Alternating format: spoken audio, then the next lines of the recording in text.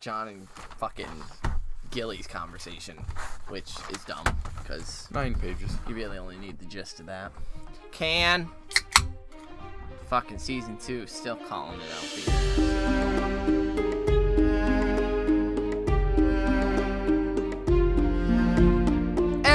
Hey everybody, and welcome to another episode of Brotherhood Without Manners, your favorite full spoiler reread podcast of George R.R. Martin's A Song of Ice and Fire series. As always, I'm your host, Zach, and sitting here next to me... That's enough. I didn't want to say your name. Is this guy? Nate. Yeah, my name. I wish you would stop pausing so long, because I'm going to have to edit those little gaps out. Oh, no. So that we don't sound terrible. Man. You're awful. Christ. If you haven't been here before, we are full spoiler, so if you don't like that kind of thing, you should go back and read the A Song of Ice and Fire series in its entirety. Go back home. And then come on back, because we'll be waiting. Oh, yeah. Or if you don't mind, or you've been here before, then full spoiler, and you know that. And welcome back. Guys, Thank I you. called my mom, and she says I can't come out tonight. What? I don't know. I'm just offering high school excuses. For no apparent reason? Mm-hmm. Just, well, I guess write that one down, guys. You're welcome. Your mom said you can't. That's... My mom said I can't. 'Kay. No, it works every time. Like I today, guess so. I go to the bank, and they're like, yo, you need to pay this overdraft fee. My mom said I can't. Sorry. That doesn't... That's It not... works. All They're right. angry, but it works for me. If you were with us last episode, we were reading Catelyn 2. Yes. Catelyn Stark. You named it Good King Renly, which I disagree with. I but, know. you I know, did it for that reason. What can we do?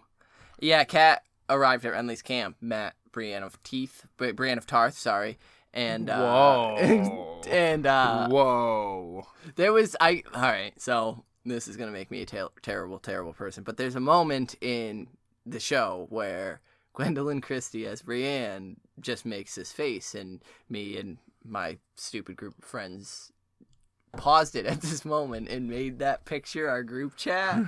And so we just started calling her Brienne of Teeth because it was so prominent. But Acceptable. Catelyn met Brienne. She also met Marjorie, Tyrell, and Renly kind of asked where Robb stands right now, and then made a big demonstration of his Army.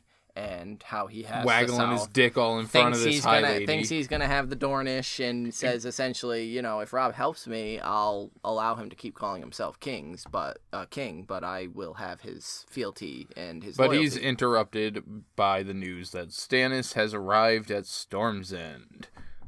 Close chapter. We are reading this episode. John, though. John Tree. Way up, way from the bottom down south, all the way up north of the wall. John Tree was preceded. So John 2 is 2, what he's where talking he was about. at a big tree is what I was getting Got to. it. John Tree, number tree, and tree. Well, Master John of was fucking segues yeah, here. that's me. John was at White Tree, and it was abandoned, as were all the Wildling villages that they had been coming across, and it was really unsettling. The haunted forest had never felt so haunted, and even Ghost was having trouble finding food, and animals even were gone. And so there was this big looming question of, is this winter is coming shit, or is this Wildling nonsense? And it's just a really eerie feeling. There was a really cool werewood, that big covered old, the immensity. big old one. And the Night's Watch just kept on trekking. Sam is actually one of the few men who's not afraid as much as he should be, which is kind of neat for Sam. And yeah, it's just kind of shitty conditions as they're plowing north, not following, but at night staring up at Mormont's torch burning high above them. But we pick up in John 3, and apparently the weather has turned because a blowing, lashing rain is whipping into John's face, and beside him the old bear rides just as miserable with the raven on his shoulder. Yeah. And John thinks haunted forest, more like drowned forest. Drowning am I right? forest. Yeah, fuck you, John. What's the deal with airline food? So, yeah, basically he spends a few minutes just thinking about how absolutely terrible the weather is. He wonders how Sam is faring back in the back with the 6 ravens. 6 days of rain. And 6 days What a straight. shitty fucking Walking week. through the woods. Yeah, that's pretty brutal. And so, as he's also starts thinking about Pip and the other fucking dude Toad, yeah, back at the wall, and how they're probably just fucking chilling by a fire. with some, you know... Waiting for supper. Yeah. Yeah, warm by a fire, drinking some ale. Like, shit, that's the life, man. John wanted this. Like, that's the funny thing. Is he wanted to be a ranger, and now they're getting some rain, and he's already miserable. But everyone's miserable. A hunting horn sounds up ahead, and Mormont says that means that Craster is still there. Yeah, it was Thank the gods. Buckwell's horn. Buckwell. And I like Buckwell. Yeah, I do too. Just because his name is fun to say. John had heard, he thinks now of all he had heard of his brothers talking of Craster and his keep, and now he'd finally get to see it for himself. And they'd all been dreading finding it empty, as well as all the other Wildling villages. Yeah, because at this point we learned they've seen 7 other villages, 7 total, including White Tree. 7. The 7. The 7. Oh my god. 7. I guess we're getting a little heavy-handed with the 7. Yeah. But are we? he starts thinking about Craster's reputation though, and what he's heard about Craster at this point, and Mormont's like, no, he's acceptable. Yeah. It's all right. Thorn Smallwood swore he was a friend to the Watch, crazy for living in the fucking haunted woods, but he'd never turned away a ranger, and he has no love for Mance Raider. So John thinks that he'll just be happy with a hot meal and a chance to fucking dry. And so Dywin had called Craster a kingslayer, a liar, raper, kinslayer, not kingslayer. Liar, raper, and craven. But then he also hinted that he trafficked with slaves and demons. And slavers and demons. And yeah, worse. I said slaves, huh? And worse. Yeah, so John acts so surprised, but Dywin told him right here. Like, he tells him as well while clacking his wooden Yeah. teeth. There's a cold smell to that one. I don't like that. Yeah, It's I kinda mean, creepy. with Dywin makes is sense. this reputed ranger who's known for using his nose, and I mean, do you think it's just Dywin knows that he's giving his children to the old gods, or I think that there could potentially be something with... or is he actually like sniffing them out? Yeah, that. Like, there's like, when there's a snow, you can kind of, there's that smell in the air, just like here in the desert when the creosotes, I think they're called. Creosote, Lime and rust. No. CLR. So they just, it's calcium in CLR. You Oh, is fucking it? idiot. Like, creosotes are Oh, like it's a creosote log. Is I think what I was thinking. These of. are No? like bushes out here that when it rains, it's what makes that nasty smell. Whatever. Mormont tells John to ride back and tell everybody and make sure that they all know that there's to be no trouble about Craster's wives. The men are to mind their hands and speak to these women as little as need be, which Sam is immediately going to break. Yeah. So John does. He turns and rides back, and everyone he passed seemed to be weeping. But he passes Sam. Well, they're just getting rained on. Well, yeah. And yeah, he comes across Sam and Big floppy hat. Yeah, and I love this part because he calls out to Sam, making a joke about the fucking ravens losing their shit, and Sam looks up and he's just like, "Hey, how's it going?" As he's like soaked rain. Yeah, but off like his hat. he's one of the only ones that seems to be in decent spirits. He says even the ravens hate the rain, but they get around to it. John tells him Craster's is ahead, and Sam is clearly nervous of Craster's. He's a terrible savage. He marries his daughters and obeys his own laws. And Dywin says he has black blood in his veins. His mother was a wildling who lay with a ranger, and so he can't get it out. And John's like, a bastard. You can say it. He's saying it laughing. I think it's interesting though that we're getting note of someone, his mother was a wildling who lay with a ranger. Oh, so we're assuming it's a ranger, male, men of the Night's Watch, laying with a female wildling, which John is going to be doing very soon. It's a talk of egret. So is that monstrous? Is it, his mother, right. like Craster could be essentially born of like John and Egret's relationship. Right, so right. just the fact that it's being demonized here, because Craster... maybe but from was that so union, possibly but, capable of happening between John here in the future. And so, John kind of finds it funny that Sam can't say bastard, and he continues on, needing to find Sir Otten. And he says they'll talk later, and John goes and finds Sir Otten and tells him. Yeah, he goes down to the back of the whole thing, the caravan, the fucking group, tells everybody that needs to know, and then decides to turn around and head back. And he just kind of makes a wide girth around he the same thing he did in White Tree. This is the exact same thing he did, and the exact same emergence of ghosts. And I thought it was the symmetry between the chapters was kind of nutty, where when White Tree, Mormont had him ride back to tell the men that they were, going to search the houses and everything, and to get Sam. And when he rode back up front, he cut out wide to avoid the congestion, and that's when Ghost joined him. And he does the same here. He cuts out wide, and as he does... He stumbles into Dywin and Gren. Well, I think it's just that the rain gets quiet and sound fades. Well, because it's a thicker trees. They're not on the hunt. He's not on the hunting paths, and so he says that, it gets darker, gloomier, where it's like, and he's just trekking through like mud and fucking brush, all sorts of crazy shit. And then he hears a noise and he calls out for Ghost, thinking, "Boy, here, boy, here, boy." And Gren and Dywin step out. What up? And we learn that Old Bear has been super cautious lately. When he sends out scouts, he's been making sure it's 2 men in a pair. No one's to go off alone anymore. So Mormont is definitely doubling down on all the information that he's been getting. That shit's whack. And Dywin says that he thought he and Gren had to deal with another in John. And John's, he's not worried about Ghost. He's like, oh, it's not Ghost, so whatever. But, John tells him they're at... I'm trying to look something up real quick. You're awful. You're terrible. Well, I mean, you can speak as well. Well, you could have said something, and I would have known, but I didn't really note this conversation all that much, because they didn't say a whole lot, but Ghost does show up at the end of the conversation. Yeah. John tells him of Craster. Craster's keep is up ahead. Brings that up. And Gren says, is it true how many wives he has? And Dywin says, yeah, he's got more than you ever will, and... It's not so hard when you breed your own. Yeah, and he's also claiming, that he's going to grab a couple himself. And but the thing is Ghost appears without John fucking Ghost is just suddenly there. Right, well, he says that. It's Dywin. There's your beast Snow, and John turns, and he's just there. I just picture the Dwight meme with... Yeah, with, oh, shit. But I was looking up because I had wanted to know. As he rides in, before Dywin and Gren come out, he rode past a lightning-blasted chestnut tree that was overgrown with wild white roses. And it's just a very odd vivid thing. Yeah. Description. And so I had meant to and just did now. White roses often represent purity, innocence, and usefulness, and are sometimes referred to as bridal roses because of their association with the young love and eternal loyalty. White roses can also symbolize a new beginning and everlasting love. It feels to me that this is setting up a lot of John's feelings towards Ygritte. This whole young love, I mean, this eternal, also could...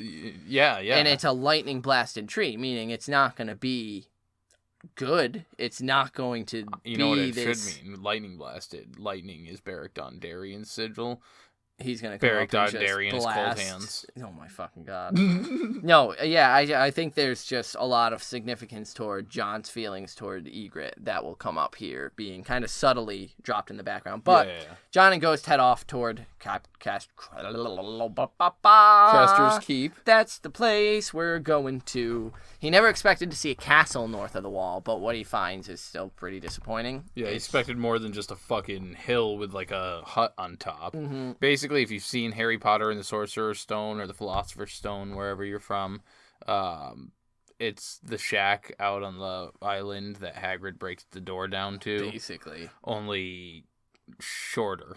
Yeah, it was the keep, if you could call it that, stood upon a small rise to be, which was, Jesus Christ, a rise too small to be a hill, surrounded by an earthen dike, which is the only really natural defense. And to the southwest, he found a gate that was flanked with animal skulls on poles, a bear and a ram, and the flesh still clung to the bear.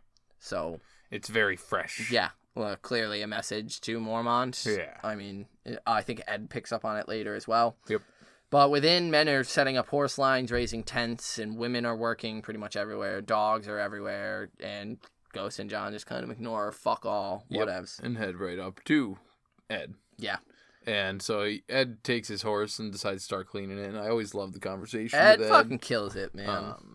Did you get any of his quotes in there? He basically, I have one. He tells John that if it's warm and it's dry inside, don't tell me. I wasn't asked in.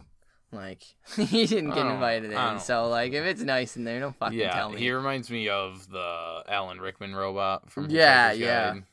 And it's very good stuff. Yeah, Ed tells him Mormont awaits you in the hall. He wants you to join him. And so he leaves Ghost with Ed. Yeah, Ed's like, I wouldn't recommend bringing him. And John agrees. And goes right inside. And 24 rangers stood around a fire pit. It's all one single room. There's a sleeping loft up above, but that's pretty much it.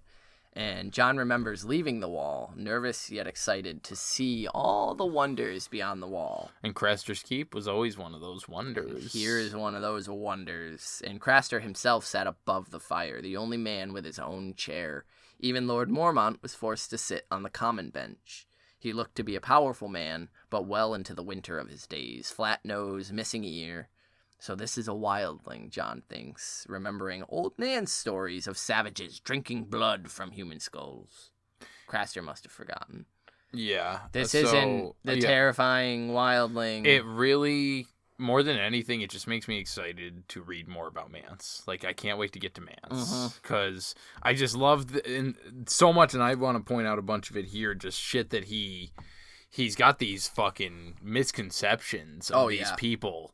And it's so prominent here. And, like, Mormont's going to say some fucking deep, good shit. And, like, yeah, it's funny that he's, especially that Craster forgot, or apparently Craster didn't hear those stories from Old Nan. Like, he's just a guy, like, a weird-looking guy, but, like, he's doing vile things, but he's just a guy. Yeah.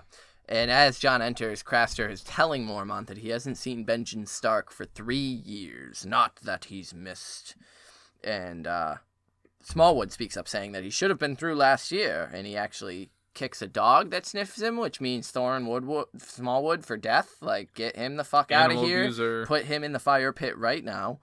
And Craster recalls Sir Waymore Royce, Garrett, and Will coming through, saying that the lordling refused to sleep under his roof. Garrett wasn't half so bad for a crow, but now I hear he's got no head. Yeah, because he lost one of his ears. He had less ears than I do. Lost him to the bite. The bite. Did he lose his head to the bite, too? Which snaps John back to Chapter 1 of Game of Thrones. Bran's first chapter, the spray of blood on the snow, the way Theon Greyjoy kicked the head. Greyjoy? Greyjoy.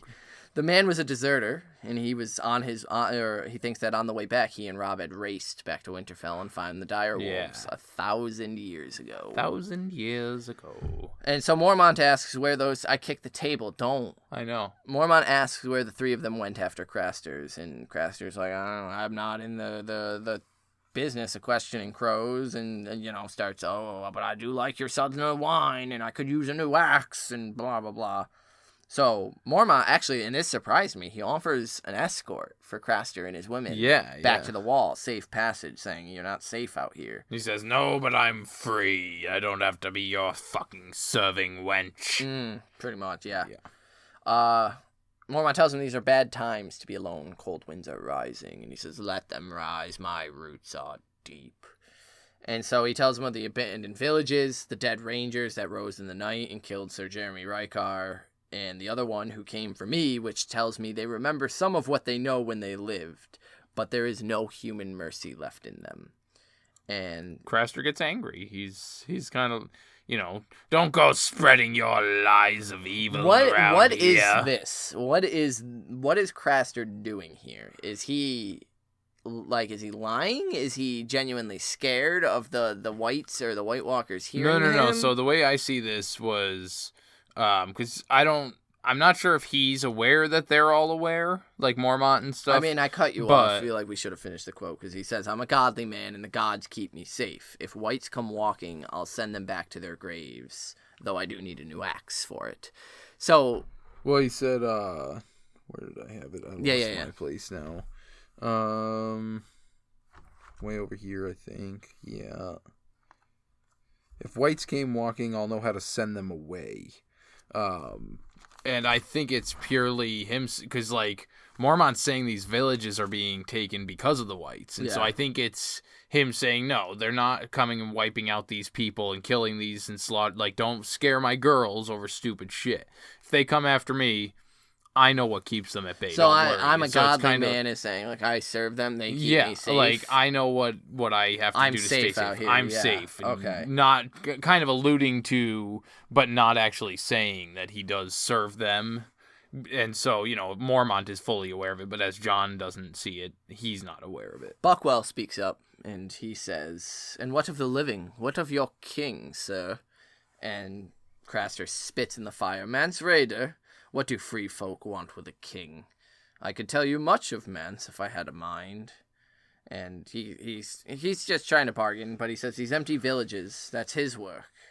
He sent me a rider as well, tells me I must be leaving my own keep to come grovel at his feet.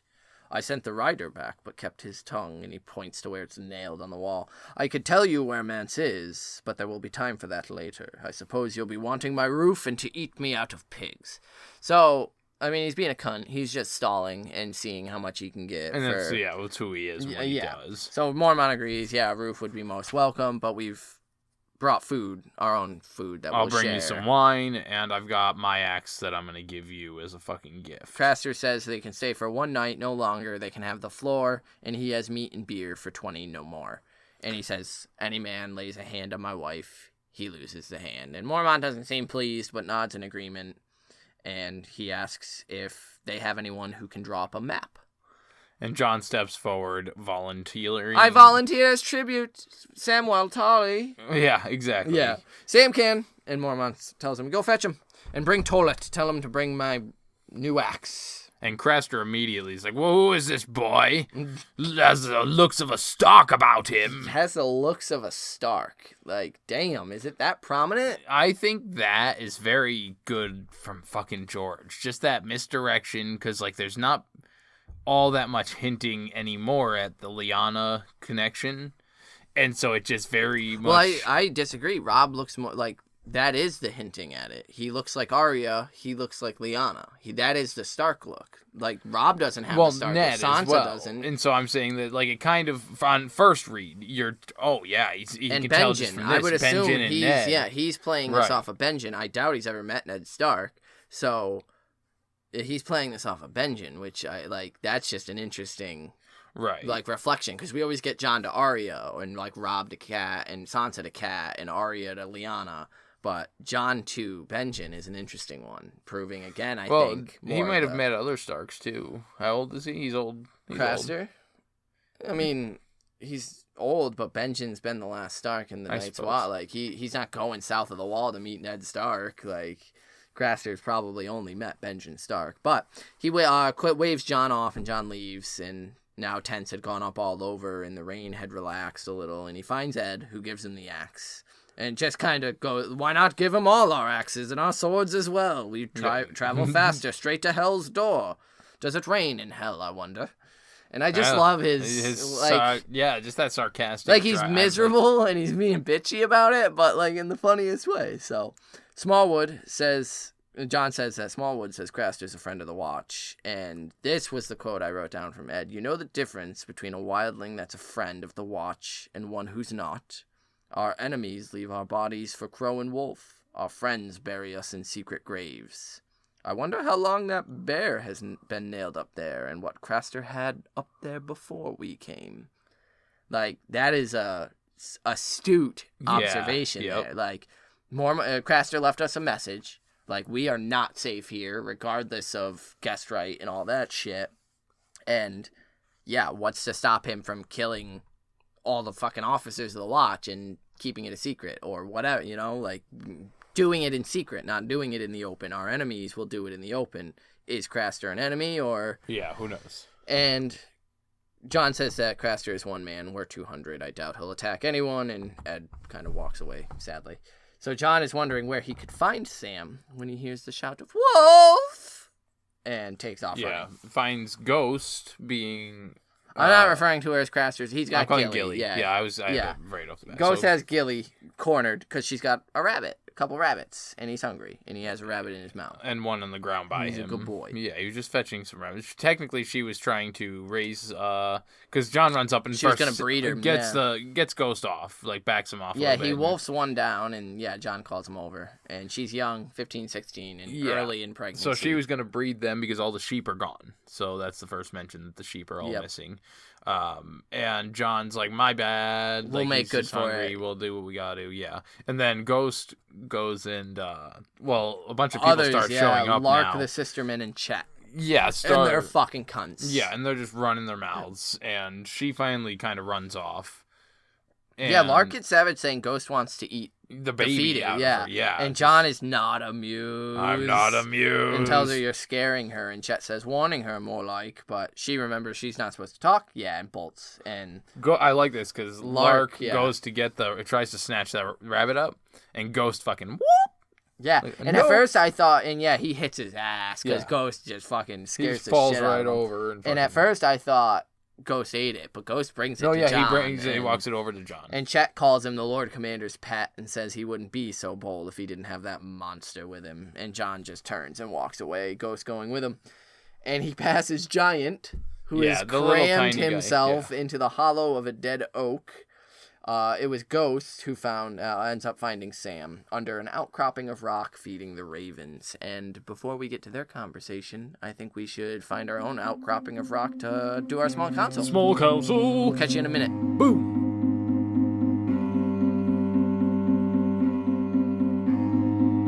What's up, guys? Welcome to the Small Council. Yo. We are just going to run through our socials pretty quick. We do want to thank all the people who are commenting and liking on YouTube. We appreciate that. All the comments on Podbean. We're going to kind of drop those comments and discussions into the episodes where they correlate with those characters. Yeah. And so we will get more into those. But again, we are reading them. We appreciate all that feedback. If you would like to write to us, you can most easily get to us at our Gmail, withoutmannersbrotherhood@gmail.com. I'm on Twitter at Carstark92. Nate's on Twitter at MannersWithout, which is also the Instagram. Yep, we have a Facebook group, facebook.com/Brotherhood Podcast. We have a private Facebook group, which you can get an invite to if you check out our Patreon. And that's where we release some exclusive content. Which there's a new episode up. Yep, yeah. out now. Check out Elaine, the sample chapter. I think it's a doozy. That's patreon.com/mannerswithout. Yeah. And we appreciate any rates, reviews, subscribes, likes, comments, everything like that. You can go to ratethispodcast.com/brotherhood, and you can leave, that'll direct you to whatever is easiest for you to leave a review for us. We appreciate it. I think that's most of our stuff. That diddly doos it. So we'll let you get back to the episode. Yeah, nice and short. Yeah.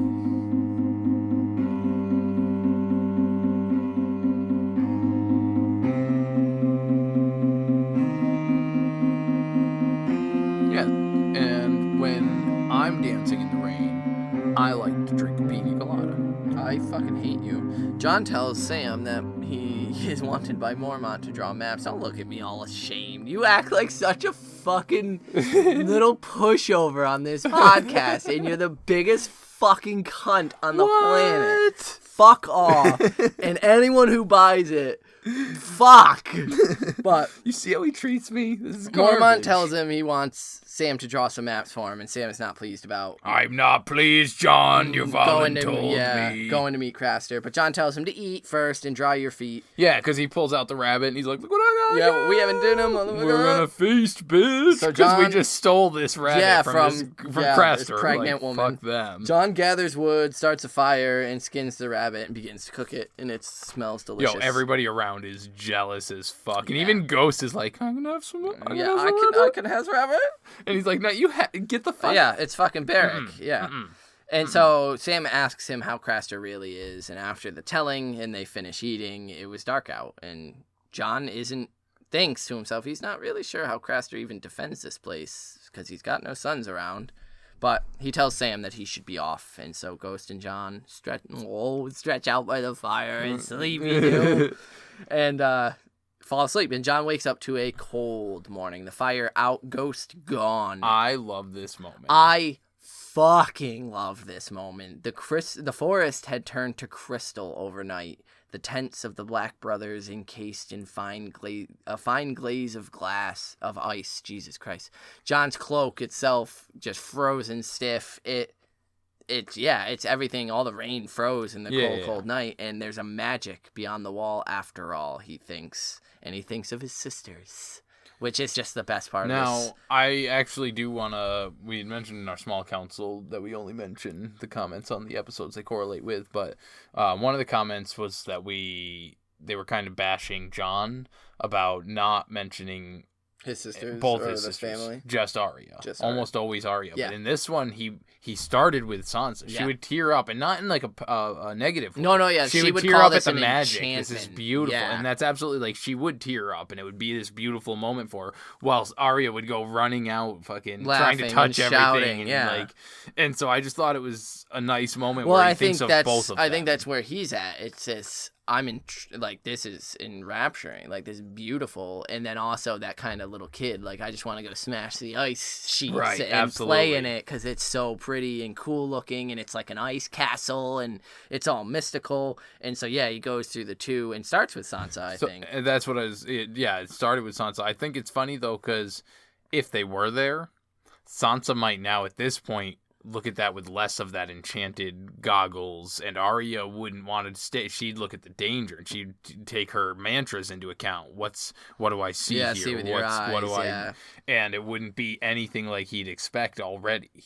So he hears a meek Lord Snow and turns, and there's fucking Gilly just Batmaning it on the edge of this rock outcropping. What the hell? She's like flapping the cloak. I pictured Smeagol wearing fucking Frodo's cloak. Lord Snow, my precious, save us. Yeah, the rabbit girl, John calls her, is wrapped in a large black cloak, so large it drowned her, and it's Sam's cloak, he realizes. I just want to really quick mention, because it reminded me that at Sir Buckley on Twitter does these two characters that you wouldn't mind, I think, either have a point of view or just prefer, whatever it is. Once it was Littlefinger versus Varys, but the most recent one that I voted on Twitter he did was not Osha, fucking...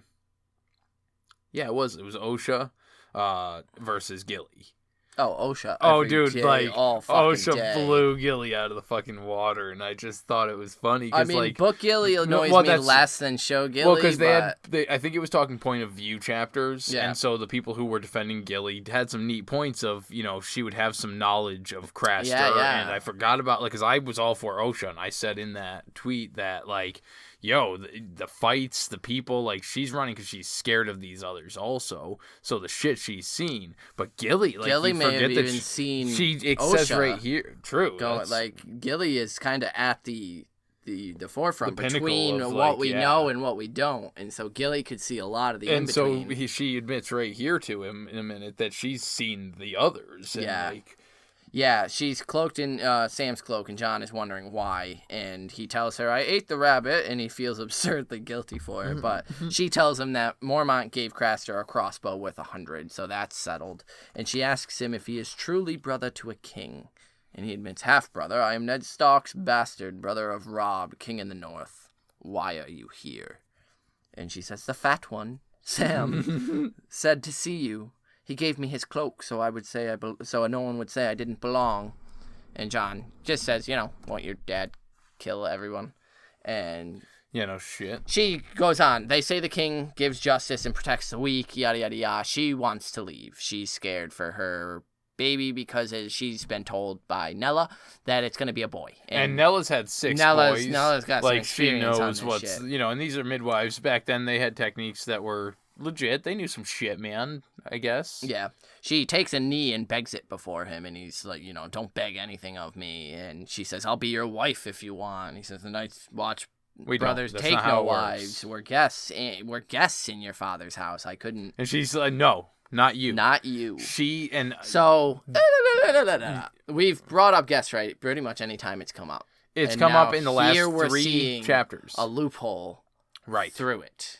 So we saw it in Renly. Yeah. We saw it just before that with Bran and accepting them.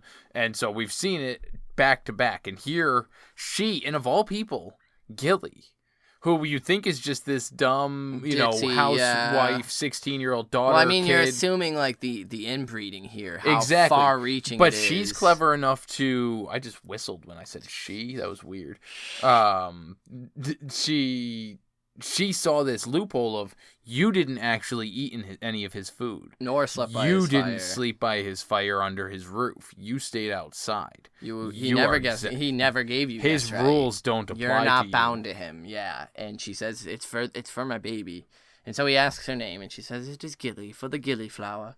which always just makes me think of Eamon in the show, like the Gilly flower. Yeah, and she tells him that it is just the baby, because, like, if it's a girl, it might not be so bad. She'll grow a few years, and he'll marry her. But Nella says it's to be a boy, and he gives the boys to the gods. What gods? She says the cold gods, the ones in the night, the white shadows. Yeah. That's why he immediately flashes to the tower. He says, come the white cold. That's when he starts giving the boys. And as of late, it comes more often. Come the white cold. And it's been coming more often. So straight up, like, these white, the white cold. It's the fucking learning, White Walkers it's the snow that bring it. And lately, they've been coming more They're often. recruiting. They're like here a lot. And so that's why at first we were giving them sheep, which... Were they taking the sheep? Well, no, he was offering sheep because he couldn't. But were they taking them? That's it. Like, did they fucking turn sheep? Like, is someone gonna get attacked by an undead army of sheep? Black sheep. I'm so fucking down for that. They're gonna be the ones riding the ice spiders. But yeah, no, I just thought that was like that's why we started giving them sheep. The sheep are gone. Next will be the dogs and she rubs her belly.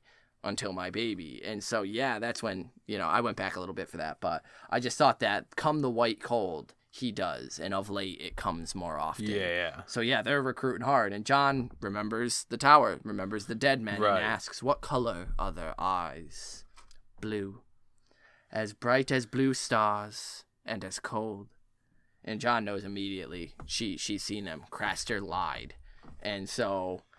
He tells her, we're going north. We seek these fucking things that you're trying to flee and not have your baby given to. And well, he says he's going we're going to fight Mance Raider. And she's like, oh, on the way back, you could. And he's like, we don't even know if we're coming this way. If any of us survive in the first place. Yeah, and it's Lord Mormont. The Lord Crow, the one you call Lord Crow, he gets to pick, not me anyway. Yeah. Sorry, but I don't know what to tell you, bitch. So despairing, she flees. Sam's cloak flapping behind her like some great black wings, pretty much. I don't like it. And John thinks, damn her, and damn Sam for sending it to me. We're here to fight wildlings, not save them, which fucking brilliant. Yeah. That line that's goes the line through I underlined. John's head. That we are here to fight wildlings, not save them. Oh, John. He is going to create the new child. gift. He is going to gift them the space below the wall to save them all from certain doom. He falls in love with one, like, John, my sweet summer child. Fuck. You know nothing. And men begin to wake now, and the magic of the morning is gone. And so John kind of walks through, following some smells of cooking food, and eats with Gren and Dywin, as Dywin is boasting of having 3 of Craster's women during the evening. And Ed complains about... John asks him if he slept well, and he's like, I don't know if I'd call it sleeping. Like, some of them fucking snore. It was the floor. A dog crawled on top of me, so I was at least warm, but then he pissed in on my cloak. I think Dywin got pissed on. No, it was Ed, because Ed says, it seems as if both gods and dogs together take pleasure in pissing on me. And he's just so melancholy. Like, they're eating, and he's just sitting there like, yeah, no, my night was shit. It was shit. The gods hate me. And so John heads off to find Mormont, entering Craster's hall, and he sees Mormont is eating at the table, and Craster's still fucking Dunsky, wine drunk, as Gilly had told him. Yeah. And so Mormont means to leave within the hour, and he wants John to get his horse saddled and ready, and he asks John if he's eaten, which I really love, like that. Have you eaten? Did you eat, boy? Craster's got kind of shit food, but it's filling. And John at that moment decides he will not be eating here under his roof. He wants Is that because of Gilly's guest right thing? Yes. He doesn't want to be bound to him in any way. Because she found that loophole and brought it to his attention. Oh, well, if I eat it, then I am bound.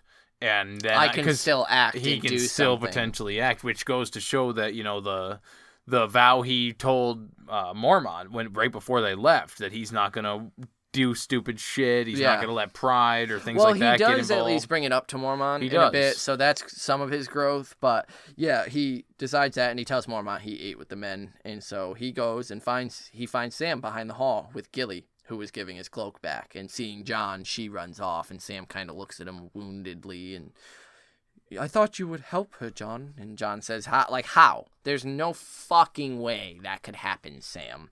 And Sam just kind of argues back and forth, we could have taken her with us, and da-da-da-da-da. Yeah.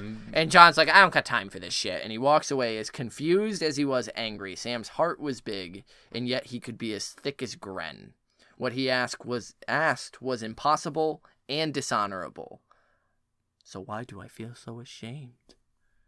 That was really super quiet. That's what I'm like. Did you not see me inching the microphone closer to you the whole episode? Nope. Fuck. So, John takes his usual position next to Mormont as the Night's Watch rides out from Craster's. Yeah, shit starts to get interesting here for Johnny. Yeah, they, head off, crossing a brook, like nothing really significant. Yeah, it just gets very detailed. But yeah, on the he woods. brings up to Mormont Craster's lack of sheep or sons, and says that we had heard tales at Winterfell of wildlings laying with others to birth half-human children. Yeah, Mormont is it's just child's scary stories. Fucking shut up. Does Craster seem less than human to you?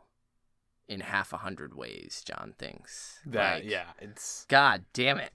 And so Mormont, John realizes, knows that Craster gives his sons to the woods. In fact, all rangers know. Yes. And John, though few speak of it, and John asked, did my uncle know? And all rangers know. All rangers know. That's interesting. That's something that they need to know, that he works with the Wights. The Wights. Fuck. Yeah, like he's a secret agent, man. Like all rangers are aware that the Wights senior citizens should have life alert. Yeah, all the fucking rangers know. It's wild, but he starts to mention his dad, Ned. He says and like hesitates for a second, but Mormont's like, hold up. Oh, I'm being told to hold up. You're being told to hold up. He's got his book out. I've got my ladies book and out. gentlemen. Because Mormont says you think I should stop him, kill him if need be. But the wildlings serve crueler gods than you or I, and his boys were his offerings. I wrote Is this the quote you're looking for? No. His prayers, if you will. And so Mormont asks him how he came to hear of this. And and he says that one of the Craster's wives he basically kind of picks out. Yeah. This is Craster's wife. She was frightened and wanted help, and this is the quote that I wanted to read. Mormont says, the wide world is full of people wanting help, John. Would that some could find the courage to help themselves. Craster sprawls in his loft even now, stinking of wine and lost to sense. On his board below lies a sharp new axe. Were it me, I'd name it Answered Prayer and make an end.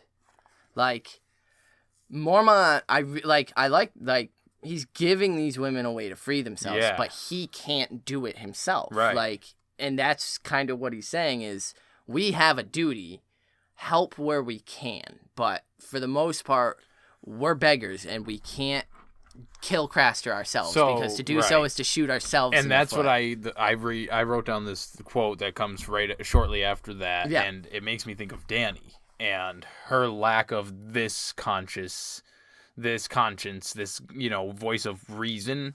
Is he says Craster is his own man. He was sworn us no vows, nor is he subject to our laws. Your heart is noble, John, but learn a lesson here. We cannot set the world to rights. That is not our purpose. Yeah.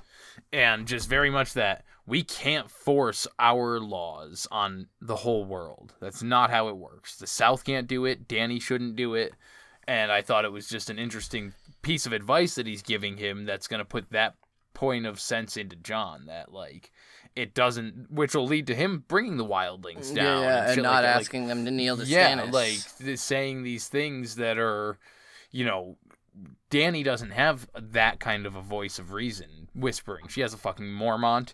She hasn't even gotten a Barristan Selmy yet. Yeah. So because that quote that Mormont said came in response to John saying, my father had told me that some men are not worth having. A bannerman who is brutal or violent, dishonors him, or unjust, dishonors his liege lord as well as himself. Which then Mormont follows up with that. But that made me think that's Ned describing Tywin. Yeah. And the sack of King's Landing. A bannerman who is brutal or unjust disgraces his liege. That's Ned's hatred for Tywin right there. So that's also how Ned basically had the mountain hunted down. But that's yeah. Like that part, and yeah, absolutely. Yeah, so it was an interesting, like, of course, that would be one of Ned's litanies, is the Bannerman answers, or is responsible for upholding the Liege Lord as well. So right before he had actually entered the tent, he had run into the scouting group getting ready to leave, headed led by Buckwell. And so John mentions here that Buckwell had told him, sharpen your sword. You're going to need it soon. And Mormont, he tells this to Mormont, and Mormont's like, well, you know, he might have the right of it because Mance is gathering forces. They're in the Frostfang Mountains. And he tells John... Ice spiders in the Frostfangs. And they knew that he was gathering forces, but now they know where, which is the important thing. But is he making a city or an army? And, like, first of all, shut up, John. No, he says that's the question. That's like, how many wildlings are there? How many fighting men capable? No one knows. The Frostfangs are cruel and inhospitable. There's so many assumptions there. Even though he's just asking questions, how many fighting men are there? Doesn't matter. How many fighters are like there? They're wildlings. Yeah, they're wildlings. Frostfangs are cruel, inhospitable, in a wilderness of ice and stone. Isn't that north of the wall? That's their life. That's what they... so far as we know, very few people go up and around the Frostfangs, so you don't know what the current condition of it is. Exactly. I can see only one purpose in the gathering. Mance means to strike south into the Seven Kingdoms. Yeah. And so John notes wildlings have invaded before, recalling stories from Old Nan and Lewin. Yeah, and Raymond Redbeard led them south in the times of my grandfather's grandfather, and before them was a king named Baal the Bard. And Mormont goes on, naming a couple more, and says, and in ancient days, Jeor Mormont blew the horn of winter and woke the giants from the earth. So... Jorman, the Horn of Winter, is a significant horn that we'll be hearing a little bit more about. Yeah, exactly. So it's popping up now. But he says, never in the history of the Night's Watch have we been as weak as we are. Yeah. Our numbers has dwindled. To mention the Lord of Winterfell, currently the king in the north, has taken all of his bannermen down south to fight in a war, leaving the north unprotected and with nobody capable of rushing to our aid. I really liked the noting of, because Mormont does this kind of clever thing here where he says Jorman blew the horn of winter and woke the giants. Each, though, broke his strength on either the wall or were broken by the might of Winterfell. So he pays Winterfell a compliment. But then he says the Night's Watch is a shadow of what it is, both insult, like, because he gives both the Watch and Winterfell a compliment, and then he insults them both here by saying the Night's Watch is but a shadow of what it was. The Lord of Winterfell is dead, he says. Right, and the king in the north. And his heir, not the king, not the lord, not the Lord's heir. The heir. He is not counting Robb as anything, a player. Yeah. Has marched south to battle the Lannisters. So, like, and he says that to Jon. And the way that Jon doesn't, I was like, that's deftly done. Like, I felt like Tyrion, where I'm like, deftly done, Mormont. Like, you're teaching him a lesson that, like, we are both fucking weak. And if you think we're not, if you think Winterfell is this bastion of hope that's going to stop whatever this is, you're fucking wrong. Like, Ned Stark was strong enough to hold them. Your brother is not. Sorry. That's the way it fucking is. And I loved it. I just thought it was so subtle. Yeah. But he says the wildlings may not get this chance again. Mance Rayder is an oathbreaker, yes, but he has the eyes to see, and no one alive can call him faint-heart. We must find him, stop him, fight him. And Jon thinks, kind of stretching out his hand, 300 against the fury of the wild. And that's the end of Jon. As you whisper the end of Jon. Whatevs. Jerk. You'll heighten it. Yeah, of course. Leave more shit for me to do. Anyway, I thought this was an absolutely spectacular chapter for Jon. Are they arriving at the Fist of the First Men in the next chapter? I believe they're arriving there, but it's not the... Is that the actual battle? Is when they... Oh, they God, have to no, leave because past Jon and then come back? Oh, my God. Because he needs to find the dragon glass and stuff. What the fuck is his name? Who are you thinking? half hand? The half hand, Corrin. Jon and Corrin have to go just off and do that, and then it's when they're off they get attacked by at the Fist of the First Men, because Jon's not a part of that. Right. And then they've got to get to the Fist, do some shit there. Corrin's got to arrive. But anyway, great fucking chapter. Craster's creepy, though a lot of white shit. A lot of white shit. Like, because there's almost quote unquote confirmed white stuff and increased activity. Yeah, Gilly has straight up said they've been coming more often now. Like, they're ramping up for something too here, and that's the interesting thing is there seemingly is two armies gathering in this chapter, not just the Wildlings but the Wights as well. Others doing some shit too. So who's your inductee? My inductee's going to the motherfucking sheep. Because if we get a goddamn contingent of undead fucking sheep attacking the wall or Winterfell, my life's... Fuck the ice spiders. Whoa. I want the ice sheep. Ice sheep? Are they as big as hounds They're also? not. They're as big as sheep, dog. Just regular sheep, just undead sheep. I'll fucking eat you. Apparently they took them, so, like... And I would assume they don't need to eat, so... Who knows? But those the fucking sheep, man. All right, some undead ice sheep. Fucking A. Wow. Mine is gonna be Buckwell. He's the one that blew the horn announcing that Craster's Keep was there and occupied. He greeted him in the yard. He's just been friendly towards him. Yeah, he's been friendly to Jon a lot. And so I like Buckwell. Keep your sword sharp, Jon. We may need it. Yeah, he called it his bastard sword. Keep your bastard sword sharp. Yeah, which that is like that's my line from Corrin Halfhand. I didn't realize that we get it here. Corrin, before Jon has to kill him, keeps asking him, "Is your sword sharp, Jon Snow? Is your sword sharp, Jon Snow? Is your sword sharp?" Like, so the fact that Buckwell says it here, like, "Keep your sword sharp, Jon Snow. We may need it." Like, fuck me. Yeah, so Buckwell is who I mean, he's the leader of the scouting group, so it's good to have somebody like that in the Brotherhood.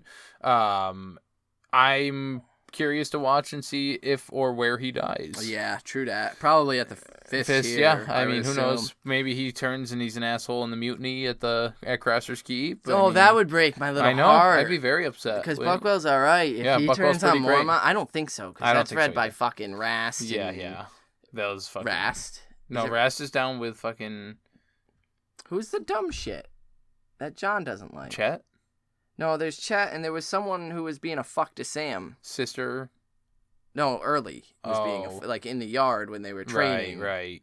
Rast. Yeah, it was Rast. Yeah. It was Rast and the goons there. Yeah. Okay, so we did get an inductee from Julian, and he says, "Hi, fellas. Very nice chapter beyond the wall. Much room for inductees, and mine is going to be Ed. I think Zach had already given him a seat in the Brotherhood, and though I didn't quite share the opinion at that time, I do now. He's got wit. I like him. Have a good one there.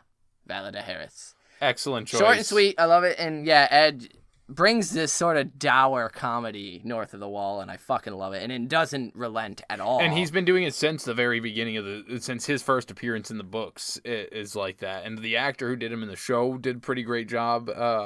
But they didn't give him this kind of content to work with. Yeah, he's just so he was good. Dour and like complaining in the show, but it could come off annoying. Whereas in this, it was funny, but it could come off annoying. In this, he's got stuff to say. Yeah. And he says it in a really clever way. And you almost think it's just him bitching, but there are things he's noticing in snippets. So yeah, Ed is a fucking great one. Those are our inductees. That's Julian's inductee. Thank you, Julian.